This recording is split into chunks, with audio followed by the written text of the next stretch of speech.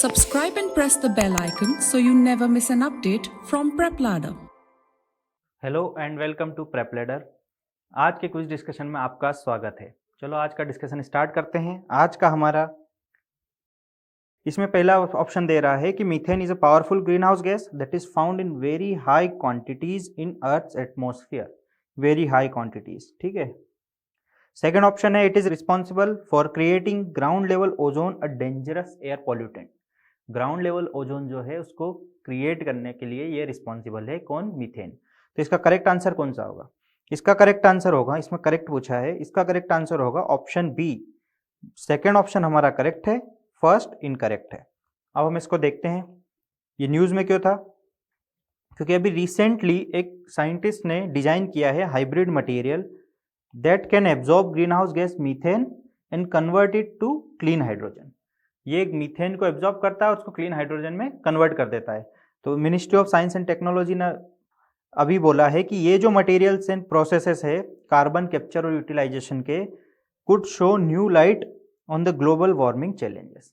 Global warming challenges को कम करने में काफ़ी हेल्प कर सकते हैं। तो इसमें क्या है मैं आपको बता देता हूँ। मीथेन क्या होती है? CH4, एक कार्बन एटम, 4 हाइड्रोजन एटम, ठीक है। और CH4 जो है वो एक ग्रीन हाउस गैस है और इसको कैप्चर करने के लिए और इसको क्लीन हाइड्रोजन में कन्वर्ट करने के लिए ये टेक्नोलॉजी डेवलप की गई है, इसलिए अभी रिसेंटली न्यूज़ में था। इसको हम बोलते हैं carbon capture technology, carbon capture and utilisation, जिसमें हम ग्रीन हाउस गैसेस को कैप्चर करते हैं, उसको यूटिलाइज करते हैं या कन्वर्ट करते हैं या फिर उसको हम सिंक में डालते हैं, ठीक है। कार्बन सिंक क्या हुआ? कार्बन सिंक जैसे फॉरेस्ट हुआ वो कार्बन सिंक है।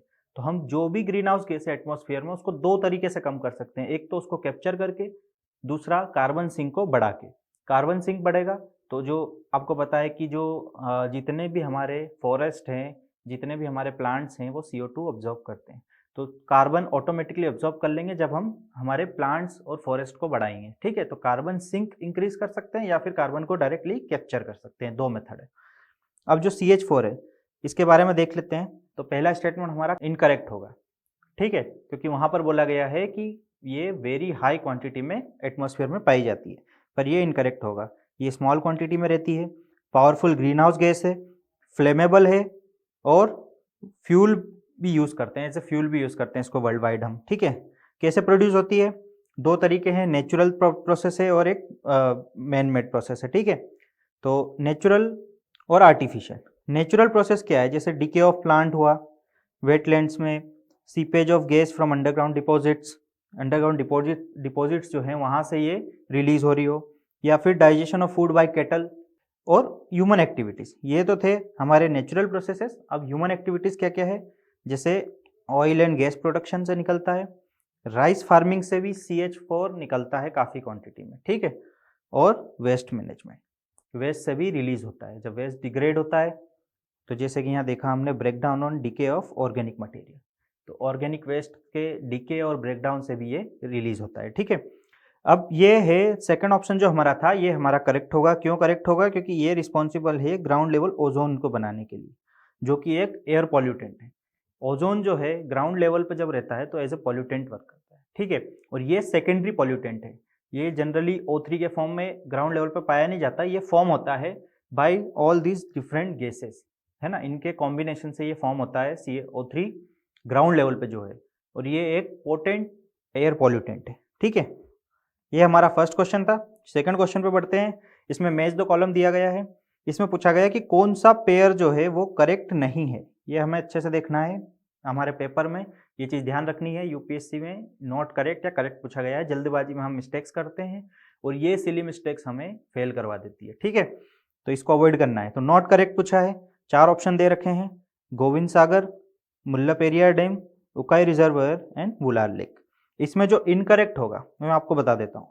ये करेक्ट है, उकाई रिजर्वायर करेक्ट है, तापी रिवर पर है, वुलार लेक करेक्ट है, झेलम रिवर, और मुल्ला पेरियार डैम जो है ये इनकरेक्ट है, ये कृष्णा रिवर पर नहीं है, ठीक है। तो इसका करेक्ट आंसर जो होगा वो होगा बी।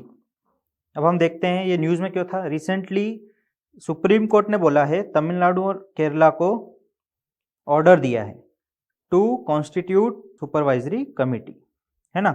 इसमें गवर्नमेंट ने बोला है कि रिकॉन्स्टिट्यूट करो मुल्लापेरियार डैम्स सुपरवाइजरी कमेटी को रिकॉन्स्टिट्यूट करो, जिसमें एक टेक्निकल एक्सपर्ट होगा, एक तमिलनाडु से होगा और एक केरला से होगा। ठीक है, जैसे कि आपको पता है कि अभी रिसेंटली ये न्यूज़ में बना रहता है तमिलनाडु और केरला के बीच में जो इश्यूज चल रहे हैं regarding Mullaperiyar dam and it's safety. ठीक है, तो ये इसलिए न्यूज़ में था। अब हम देखते हैं चारों लोकेशंस को देखते हैं। गोविंद सागर ये रिजर्वॉयर है बिलासपुर डिस्ट्रिक्ट ऑफ हिमाचल प्रदेश में और सतलज पर है। ठीक है, it is form by Bhakra dam, तो ये सतलज रिवर पे फर्स्ट ऑप्शन हमारा करेक्ट होगा। सेकंड, मुल्लापेरियार जो है ये 126 ईयर ओल्ड डैम है जो लोकेटेड है कृष्णा रिवर पे नहीं, किस पे लोकेटेड है, मुल्लायार एंड पेरियार रिवर के कॉन्फ्लुएंस पे लोकेटेड है। ठीक है, तो ये हमें याद रखना है रिवर्स कौन कौन सी है, और ये केरला में लोकेटेड है। उसके बाद डैम जो है वो ऑपरेट कौन करता है, तमिलनाडु, लोकेटेड केरला में है पर ये तमिलनाडु ऑपरेट करता है due to some historical lease agreement और something which britishers decided. So britishers ने इसको डिसाइड किया था और इसका जो मैनेजमेंट और मेंटेनेंस और ऑपरेशन जो होगा वो तमिलनाडु देखेगा। ठीक है, उसके बाद उकाई डैम हमने जैसे देखा उसको वल्लभ सागर भी बोलते हैं, ये तापी रिवर पे है गुजरात में। और इसके बाद ये एक चीज बता दूं कि ये सेकेंड लार्जेस्ट रिजर्वॉयर है इन गुजरात आफ्टर सरदार सरोवर। ठीक है, वुलार लेक जैसा कि बताया ये लार्जेस्ट फ्रेश वाटर लेक है। हमारा पर्पस यहाँ है कि आपको उसके रिगार्डिंग बाकी इंफॉर्मेशन भी दे दें, ताकि जरूरी नहीं है कि यूपीएससी यही क्वेश्चन पूछेगा, हो सकता है इसमें से कोई इंफॉर्मेशन आपको काम आ जाए ऑप्शन को एलिमिनेट करने में या क्वेश्चन को सॉल्व करने में। ठीक है, तो ये हमारा लार्जेस्ट फ्रेश वाटर लेक है, कश्मीर वैली में है। ठीक है, और ये एशिया की भी लार्जेस्ट फ्रेश वाटर लेक है। ठीक है, अब ये किससे फॉर्म हुई थी, इसकी जो बेसिन फॉर्म हुई थी वो टेक्टोनिक एक्टिविटीज से फॉर्म हुई थी। जैसे आपने प्लेट टेक्टोनिक थ्योरी पढ़ी होगी, तो ये टेक्टोनिक एक्टिविटीज से फॉर्म हुई थी। झेलम रिवर का पानी इसको फेड करता है। ठीक है, और ये हमारा 46 जो टोटल हमारे हैं इंडियन वेटलैंड्स रामासार साइट, जो इंडिया में रामासार साइट्स हैं उसमें से one of them is Wular lake. ठीक है, थर्ड क्वेश्चन की तरफ बढ़ते हैं। थर्ड क्वेश्चन हमारा पूछ रहा है कि इनमें से कौन सा स्टेटमेंट करेक्ट नहीं है about Pinaka rocket system. Pinaka rocket system से रिगार्डिंग पूछा गया है कि चारों में से कौन सा ऑप्शन करेक्ट नहीं है, तो इसका करेक्ट आंसर कौन सा होगा, इसका करेक्ट आंसर होगा ऑप्शन बी।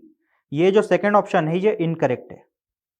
ठीक है, बाकी तीन ऑप्शन करेक्ट है कि Pinaka rocket system is a multi barrel rocket system which is named after Lord Shiva's बो।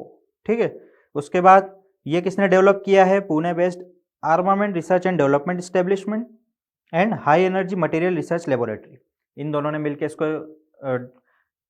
डेवलप किया है, तो ये भी ऑप्शन करेक्ट है। और it was used first on the battlefield during the Kargil war of 1999, Kargil war के टाइम ये यूज हुआ था सबसे पहले। ठीक है, अब हम देख लेते हैं रिसेंटली न्यूज में क्यों था, क्योंकि अभी enhanced Pinaka MK1 rocket system वो successfully test fired in Pokhran range in Rajasthan, Rajasthan के पोखरण रेंज में अभी सक्सेसफुली इसको टेस्ट फायर किया है, इसलिए पिनाका रॉकेट न्यूज में था। तो जैसे कि हमने ऑप्शंस में देखा कि एक मल्टी बैरल रॉकेट सिस्टम है ना, जिसमें एक से ज़्यादा बैरल होते हैं। ठीक है, तो उसके बाद इसका नाम जो है लॉर्ड शिवा से के बो जो है उसके ऊपर दिया गया है पिनाका। और ये जो हमारा ऑप्शन सेकंड जो इनकरेक्ट था उसका जो करेक्ट आंसर है वो है it can fire a salvo of 12 rockets 12 rockets over a period of 44 seconds. वहाँ कुछ इंफॉर्मेशन अलग दी रखी थी, यहाँ पर 6 रॉकेट दे रखा था और 60 सेकेंड दे रखा था, इसलिए इनकरेक्ट था। ठीक है, अब हम देखते हैं कि ये डेवलप किसने किया था। जैसे कि हमारा थर्ड ऑप्शन था ये Pune based armament research and development establishment और high energy material research laboratory दोनों ने मिलकर डेवलप किया था। ठीक है, उसके बाद इसको सबसे पहले सक्सेसफुल टेस्ट के बाद लेट 1990 में सबसे पहले बैटलफील्ड में यूज किया था कारगिल वॉर में। कारगिल वॉर जो हुआ था 1999 में, तब सबसे पहले इसको बैटलफील्ड में यूज किया था, तो हमारा फोर्थ ऑप्शन भी करेक्ट होगा। तो आंसर क्या होगा, बी। अब हमारे फोर्थ क्वेश्चन की तरफ बढ़ते हैं। ये क्वेश्चन पूछ रहा है संगीत नाटक अकेडमी के बारे में, दो ऑप्शन दे रखे हैं। संगीत नाटक academy is presently N autonomous body of ministry of culture. ठीक है, सेकंड ऑप्शन बोल रहा है कि doctor PV Rajamannar was the first chairman of this academy. तो इसका जो करेक्ट आंसर होगा वो होगा सी। ये दोनों ही ऑप्शन हमारे करेक्ट हैं कि ये जो है ये ऑटोनोमस बॉडी है अंडर मिनिस्ट्री ऑफ कल्चर, और जो डॉक्टर PV राजमन्नार जो थे वो इसके पहले चेयरमैन थे। ठीक है, हम देखते हैं इसका एक्सप्लेनेशन। रिसेंटली ये न्यूज़ में क्यों था? क्योंकि recently vice president bestowed the संगीत नाटक एकेडमी फेलोशिप एंड संगीत नाटक अवार्ड्स, ये अवार्ड्स भी देता है for the year of 2018 to 44 eminent artist. ठीक है, अब हम देखते हैं इस अकेडमी के बारे में। संगीत नाटक एकेडमी जो है ये इंडिया की नेशनल एकेडमी है for music, dance and drama. जितने भी हमारे ये आर्ट फॉर्म्स है उसके लिए नेशनल एकेडमी कौन सी है? संगीत नाटक एकेडमी। ये कब क्रिएट हुई थी? ये एक रिजोल्यूशन से मिनिस्ट्री ऑफ एजुकेशन उस टाइम पे जो थी उससे क्रिएट हुई थी 1952 में, और इसके पहले चेयरमैन जो थे डॉक्टर पीवी राजमन्नार थे। ठीक है, ये प्रेजेंटली ऑटोनोमस बॉडी है अंडर मिनिस्ट्री ऑफ कल्चर। अभी किसके अंडर में है? ये मिनिस्ट्री ऑफ कल्चर के अंडर में। ठीक है, उसके बाद गवर्नमेंट ऑफ इंडिया इसको पूरा फंड करता है, सेंट्रल गवर्नमेंट इसको पूरा फंड करता है क्योंकि ऑटोनोमस बॉडी है अंडर मिनिस्ट्री ऑफ कल्चर, है ना। और कौन सी स्कीम्स? जितनी भी schemes regarding these art forms उसको रन करने के लिए सेंट्रल गवर्नमेंट इसको कंप्लीटली फंड करता है। ठीक है, ये हमारा था फोर्थ क्वेश्चन। लास्ट क्वेश्चन आज का हमारा है which of the following are natural factors causing coastal erosion. यहाँ पूछा गया है नेचुरल फैक्टर, ये याद रखना है हमको। नेचुरल फैक्टर्स कौन कौन से हैं? ह्यूमन फैक्टर्स नहीं पूछा है। तो नेचुरल फैक्टर्स में 3 ऑप्शन दे रखे हैं, इसका करेक्ट आंसर कौन सा होगा? पहला बोल रहा है action of breaking waves, effects of severe cyclonic storms and removal of sand from beaches. ये 3 ऑप्शन दे रखे हैं। इसमें जो करेक्ट आंसर जो होगा वो होगा ए। 1 एंड 2 जो हमारे हैं वो नेचुरल फैक्टर्स हैं, 3 जो है वो नेचुरल फैक्टर नहीं है। ठीक है, अब इसका हम देखते हैं आंसर।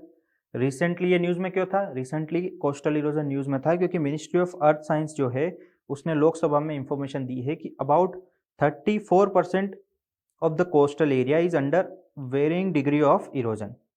ठीक है, और टोटल में से 26% जो कोस्ट लाइन है वो एक्रीटिंग नेचर की है और रिमेनिंग 40% है वो स्टेबल है।